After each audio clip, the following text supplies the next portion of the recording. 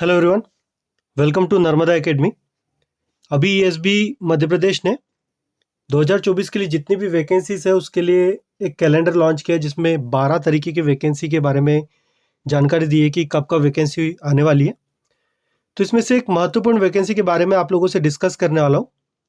यह आप लोग देख पा रहे होंगे 11वें नंबर पर लिखा है सहायक उप निरीक्षक प्रधान आरक्षक चयन परीक्षा।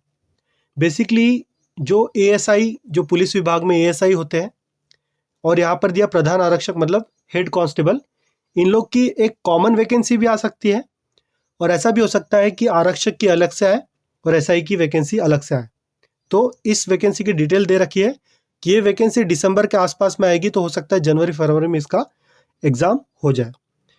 इस वैकेंसी के लिए जो लोग भी चाह रहे हैं कि आप लोग इसमें सेलेक्ट हो, तो उनके लिए मैं इस वीडियो में सारी डिटेल्स लेकर आया हूँ कि क्या कुछ होता है कि इस एग्ज़ाम में, कैसे क्या आप इसको क्लियर करेंगे और क्या कुछ आपको इसके लिए पढ़ना पड़ेगा। ठीक है, तो चलो शुरू करते हैं। देखिए, सबसे पहली चीज़ बात करते हैं एएसआई प्लस कांस्टेबल, दोनों को एक साथ ही बताता हूँ। ठीक है, दोनों का एक साथ बताता हूँ, कोई दिक्कत नहीं है। सबसे पहले हम लोग देखेंगे योग्यता।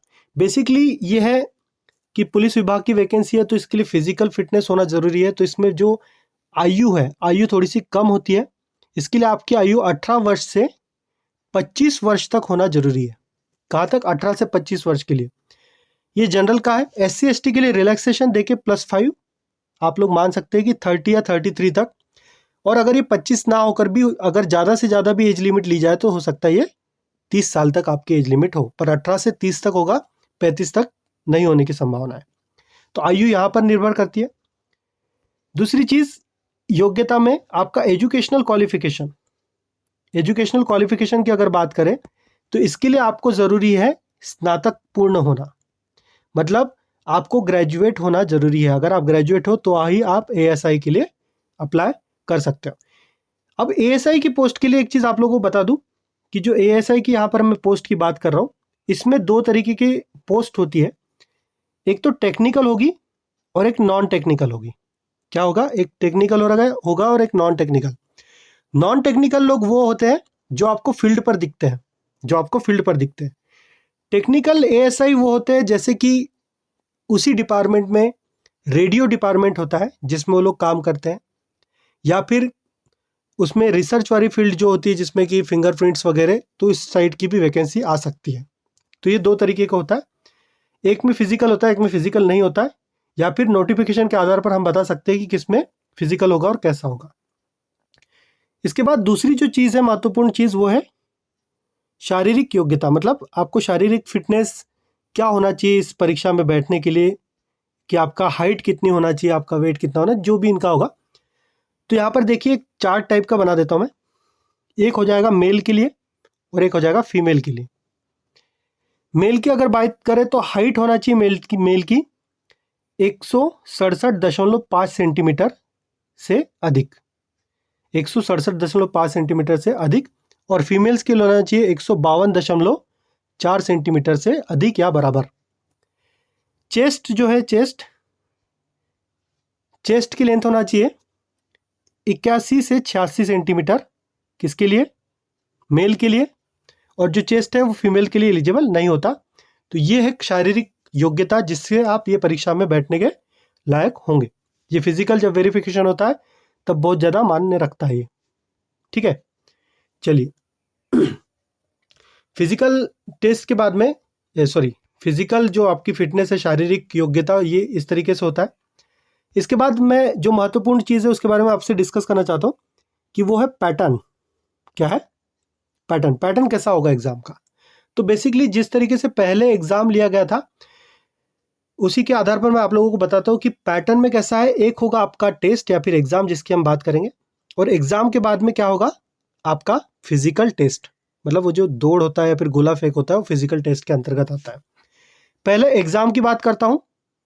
एग्जाम में आपका जो पोर्शन है उसमें जो टॉपिक्स है उसमें आएगा मैथ्स, रीजनिंग, जो टॉपिक आप लोगों ने पटवारी के एग्जाम में देखे थे ना अभी, वैसे ही टॉपिक आपको देखने को मिलेंगे। हिंदी, जीके, साइंस, ये सारे टॉपिक आपको एग्ज़ाम में पूछे जाएंगे।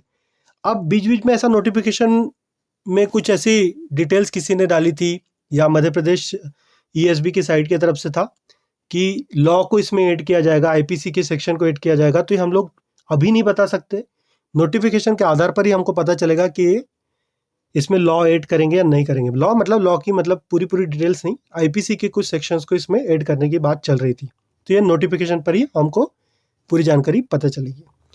अगर आप इसको क्लियर करते हो, एग्ज़ाम को क्लियर करते हो, तो उसके बाद में आप फिजिकल देने के लिए एलिजिबल हो जाओगे। और फिजिकल टेस्ट इसका ऐसा होता है, इसमें 3 चीज़ें होती है ना। फिजिकल में आपको बता दूं,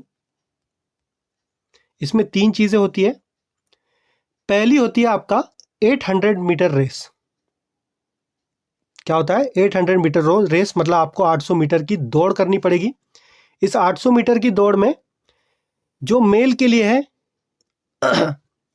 जो मेल के लिए वो होना चाहिए 2 मिनट 40 सेकंड का समय, फीमेल के लिए होना चाहिए 3 मिनट 30 सेकंड का समय, है ना। ये पिछले के आधार पर ही बता रहा हूं मैं। 2 मिनट 40 सेकंड किसके लिए? मेल के लिए, और 3 मिनट 30 सेकंड फीमेल्स के लिए। दूसरा जो होता है टेस्ट, वो होता है लॉन्ग जंप का। किसका होता है? लॉन्ग जंप का। मतलब आपको लंबी कूद करना है, मतलब दौड़ते हुए जाते हो और एकदम से कूदते हैं ना, वैसा वाला। 13 फीट है मेल के लिए और 10 फीट है फीमेल्स के लिए। तीसरी जो बात करूं तो तीसरा है हमारे पास में शॉर्ट पुट।